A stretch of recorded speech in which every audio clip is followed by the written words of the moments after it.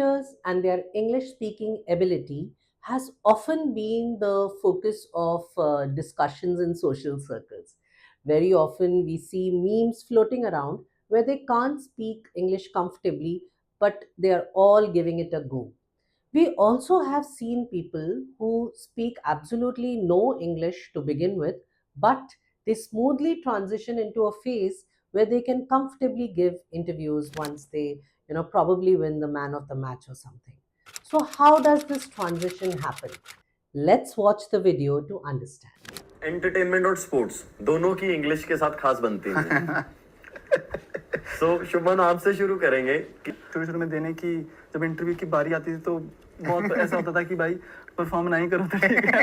Any funny incident ऐसा हुआ हो कोई किसी दोस्त का हुआ या किसी और क्रिकेटर का? प्रॉब्लम क्या होती थी कि अगर आप अच्छी भी बोलते हो ना, जो आपके टीममेट्स हैं उनके लिए आप नहीं बोलते हो अच्छी, ठीक है, वो तो मजाक उड़ाएंगे कि कुछ भी कर लो, तो उनके सामने एक आधी भी आपने कोई भी फंबल कर दिया या कोई भी गलती कर दी, सारा दिन जब तक अगली इंटरव्यू नहीं होगी तो उसका मजाक उड़ाएगा, तो उस चीज का बहुत प्रेशर होता है। In the first clip we watched, that Shubman Gill was talking about how difficult it is to converse in English, or that becomes somewhere, the focus rather than their achievement in that particular match. You even expressed that it's better not to win if you have to actually give the interview in English. But that's not how his speaking ability is now. Let's watch the next clip to see what he has achieved in terms of transition or transformation, or what his ability is now in terms of articulating his thoughts in English. Let's watch the next clip. It's all about practicing, knowing your game and how to work according to your technique, and how to just have awareness of your game and then just adapt and develop according to your game. Remarkable transition, isn't it? So, what is it that he did, or probably what are the techniques that we need to imbibe so that we are able to get this transition quickly in our speech? If you're someone who's not comfortable with the language but really want to achieve a quick milestone in speaking English, then there are definite smart techniques we can adopt in our daily life, and that will bring about the much needed transformation you're speaking in your communication skills. Today, I'm going to talk about such smart techniques. But before that, I would like to, put the context, or rather set the context right, that I'm not someone who undermines the importance of grammar or the techniques of grammar or the detailed study of grammar so that we converse effectively. In fact, if you check out my other videos, I have emphasized in detail and even taught you all many lessons in grammar so that you can imbibe the right method, to learn conversational skills. And, probably that's the right way to do it. But considering that y'all are here today trying to understand quick ways to do it, some quick fix, some smart techniques which will kind of fast track the pace, okay? And you're not really, getting into the nitty gritties of the rules of the language, but yet trying to master the language in your own way.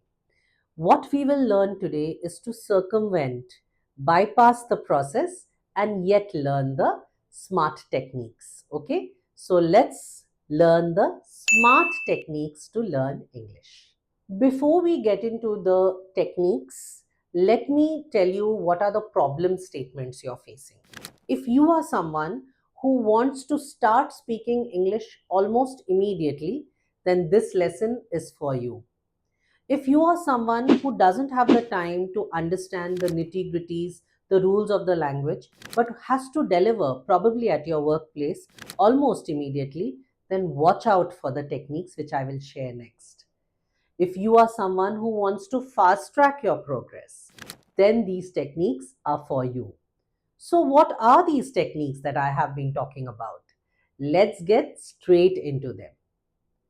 First up is the technique listen, learn, and repeat. Very simple technique. If you hone your listening ability, you can listen, learn, and repeat. What am I talking about here? I'll give you some examples. I find it difficult to express my thoughts in English. Very simple statement, right? This is the basic way in which we speak. Okay? I can switch this and say, I am someone who find it difficult to articulate my thoughts in English. Instead of express, I use the word articulate. Now, if you're listening, you should probably listen to that statement again, learn it, and then repeat it. That's the art of imitation. Okay? So, learning through imitation, which means listen, learn, repeat, is probably the fastest technique I can recommend for learning communication skills in English. Let us see how we can apply the listen, learn, repeat technique. I'll give you some broad framework under which you can practice this. First one, if you're probably complimenting someone, don't just stick to simple words like nice, great. You can probably stretch the statement and say, wow, that's commendable. Wow, that's commendable. Now, see the range of application. I can see, that this can be applied at your workplace. Wow, that's commendable. Lovely. You handle the project so well. Okay. Or probably if someone in your family scored well in their important years, probably in their 10th grade or 12th grade. Wow, that's commendable. Your grades are really good. Okay. Or for that matter, if someone won a match, or someone, for that matter, even when we discuss in our social circles about some achievement India did, maybe our team won, or for that matter, ISRO, when it did its soft landing on the moon, we can say, wow, that's commendable. So wow, that's commendable is a phrase which you can pick up, listen, learn, and then repeat it for practice. If you're sorry about something, I'm sorry is probably at the tip of our tongue. Almost every time we say, I'm sorry. In fact, it's recommended that at the workplace, don't apologize by saying sorry. It dilutes your authority, it reduces your authority. So, what should you say then? A simple phrase, my bad, I missed it. My bad, I missed it is a very effective phrase, a simple phrase when you're trying to apologize. It could be something you missed because you overlooked it, a typo error, a call you didn't make, an appointment you didn't keep, probably something as simple as a coffee invite which you forgot about. My bad, I missed it is a very elegant way of saying sorry. Again, thank you, almost at the tip of our tongue every time. How do I replace thank you? Appreciate using other words. Awesome, that's so useful. Thanks. You can end it by saying thank you or thanks, but elaborate the thought. Awesome, that's so useful. That was so helpful. Okay? Elaborate the thought. So listen, learn, and repeat. Again, if someone is seeking an explanation and you are about to explain, instead of directly jumping at the explanation, you can calm the person down first by saying, I'll explain. Or wait, I'll explain. Or for that matter, hold on, allow me to explain. Hold on, allow me to explain. Great phrases to use when you are about to share some reason for the particular event or a particular occurrence. Allow me to explain, wait, I'll explain, or hold on, allow me to explain. Again, great phrases when you're trying to share an explanation. So, there you go. I explained the first strategy very well to you. Where can you pick up these go to phrases or easy phrases which you can imitate? That is, you can, possibly listen to, learn, and repeat. You can do it through podcasts. You can do it through celeb interviews. They often use good phrases when they are speaking. You can do it through news channels. If you're following any English news channel, listen to the phrases being used. You can even do it at English Excellence with Chhaya, our YouTube videos. We have actively posted videos for you guys on the shadowing technique, which is all about learn and possibly listen, learn, and repeat. So use these techniques or use these videos for your learning. Every time I speak, I'm probably giving you hints how to listen, learn, and repeat. So that's the art of quick learning and the very first strategy, the art of imitation. Let's move on to the next strategy. The next strategy is about understanding that good part of our conversation is oriented on fixed topics. For example, cricketers, they probably have to do press conferences, they probably need to do interviews, probably they need to interact with their colleagues on the cricketing field. So basically, their conversations are fixed. It's going to be about certain topics. At least those easily they can learn and practice. Maybe they are mentored or coached in that direction.